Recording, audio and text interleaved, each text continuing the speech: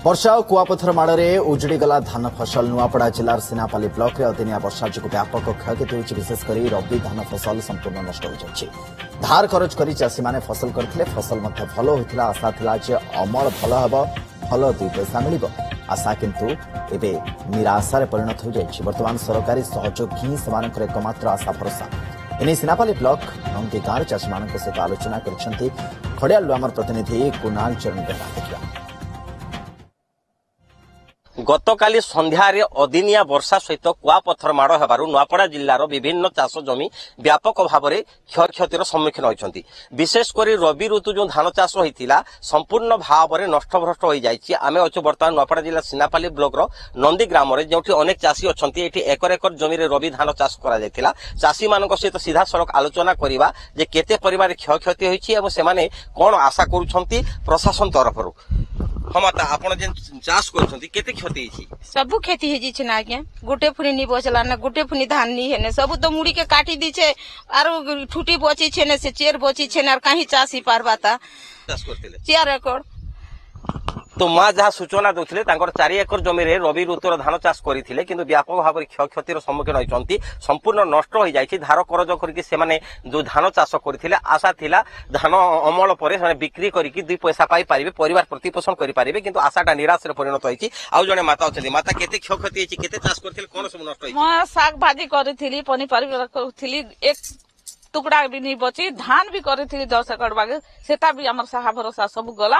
आमे भूति कटा करे खै जेई पारु नहीं किछि नहीं देश विदेश भी जेई पारु नहीं इ लोग चाष बास करे जीउथिलु सब से खेते ने डाली थिली सब मोर सत्यानाशी गला। जहा घर ने खाली खाबा लागते चोल दुटे अछि आमे चियार न पैसा में एक ने नहीं देखि पारु ना आमे केना जिमु काटा हम हम किछि नहीं है ना जानलो कि हमर बुद्धि हजी जो छै। आउ एठी अन्य चाषी माने अछथि आज्ञा प्राय संध्या 7टा समय रे काली झड़ तूफान और कुआपथर माड़े संपूर्ण चाष नष्ट हो जाए। मुई 6 एकर चाष करी चाष और हेबार संभावना नहीं ना से सरकार का अनुरोध करुचु ये क्षय क्षति आमके देले आम परिवार प्रतिपोषण करि पारबो। आज्ञा आपण अंचल रे सामाजिक कर्मी भाव काम करती चाष मध्ये करन कोन सुविधा ए पटे अछि? देखंतु सर नदी सिनापाली ब्लॉक रो नदी गाँ रबी चाषटा बहुत परिमाण रे करछि माने गाँ रे जेते जमी अछि सब चाष होइछि किंतु दुखर विषय गोटे जे 20 वर्ष हला मैं अनुमान करुछे कृषि विभाग गाँ के आसिक एक दिन भी सचेतन नहीं करवार जे केन साथ दबो केन खत दबो कि इंश्योरेंस काना हेबा किछि नहीं करवार आज तक आउ इंश्योरेंस भी नहीं हेबार।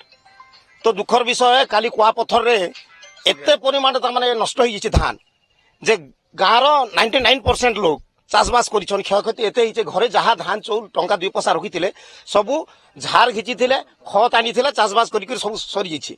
बहुत दुखर कथा एटा माने पूरा ध्वंस हो जाइए। चाषी माने बहुत निराश करी अछन। मोर अनुरोध एतकी सरकार के जे सरकार गाँ के आसिक अनुध्यान करी करी से मनकर क्षय क्षति ठीक भाव में दबाके मुई अनुरोध करुछे।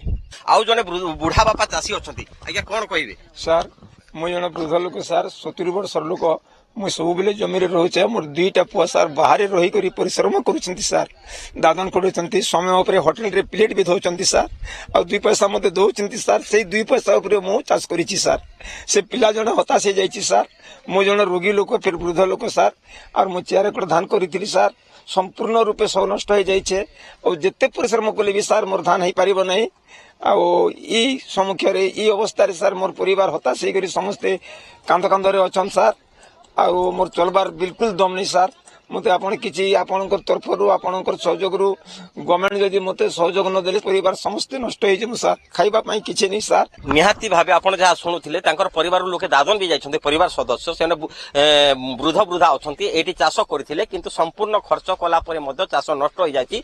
वर्तमान से निरुपाय हो जाइछन्ती सरकार जदि सहयोग न करिवो ताहेले संपूर्ण ग्रामर चाषी माने भासी जिवे। एनु प्रशासन कल तत्परता प्रकाश पूर्वक निहाती भाबे चाषी मानको सहयोग करिबा जरूर रही पड़िछि। नुआपड़ा जिला सिनापाली ब्लॉक नंदी ग्रामर कुणाल चरण बेहरा ओटीवी।